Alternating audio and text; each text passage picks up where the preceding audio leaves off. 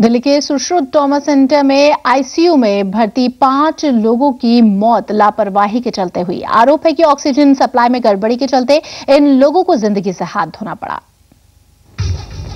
देश में स्वास्थ्य सेवाएं किस कदर चरमरा चुकी हैं, ये देखना है तो देश की राजधानी में सरकारी अस्पतालों की दुर्दशा और लापरवाही पर एक नजर दौड़ाएं।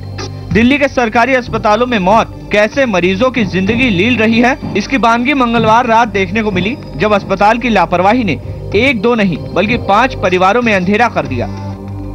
दिल्ली के सरकारी अस्पताल सुश्रुत ट्रॉमा सेंटर के आईसीयू में भर्ती जावेद, राजकुमारी, रेहाना और एक और शख्स को मंगलवार को जान गंवानी पड़ी, जबकि 5वें मरीज की बुधवार को मौत हो गई। और इन अकाल मौतों की वजह बनी है ऑक्सीजन सप्लाई में गड़बड़ी।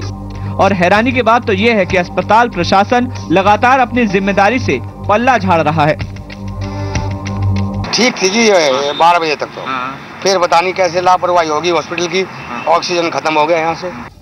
दरअसल सुश्रुत ट्रॉमा सेंटर में जान गंवाने वाले 4 मरीज वेंटिलेटर पर थे और ऑक्सीजन गैस ऐसे सिलेंडर ही उनकी जिंदगी का सहारा थे।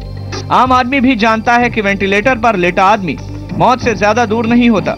ऐसे में उसे बचाने के लिए ज्यादा जिम्मेदार और गंभीर रवैया अपनाने की जरूरत होती है। फिर कैसे अस्पताल वालों ने ऑक्सीजन सप्लाई में गड़बड़ी को समय रहते नहीं जाना और सारा आरोप गैस सप्लाई वाली कंपनी पर डाल दिया। मामला सामने आते ही दिल्ली सरकार ने इन 4 मौतों की जांच का जिम्मा 3 लोगों की एक कमेटी को सौंप दिया। सरकार की बनाई कमेटी शुक्रवार तक अपनी रिपोर्ट सौंपेगी, तभी ये मालूम चल पाएगा कि 5 मौतों का असल जिम्मेदार कौन है। इस बीच विपक्ष भी सरकार के खिलाफ लामबंद हो गया है। बीजेपी ने पूरे मामले को क्रिमिनल निग्लेजेंसी करार दिया है।